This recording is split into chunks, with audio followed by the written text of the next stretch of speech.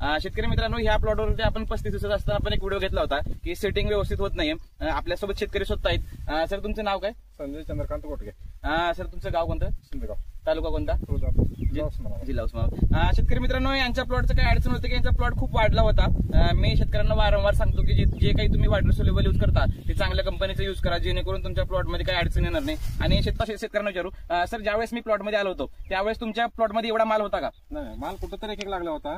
मालचं प्रमाण खूपच कमी होता आणि जास्तीत जास्त करपार आला होता प्लॉटमध्ये. म्हणजे प्लॉट 100% गेला ह्या हिशोबात होतो आपण. ह्या जर तुम्हाला कलिंगडामध्ये जर काही अडचण असेल तर माझा नंबर आहे 87 88 83 65 13. सर, जे काही आपण तुम्हाला सर्व्हिस देतो त्याबद्दल मी तुमच्याकडनं काही फीस वगैरे घेतली का?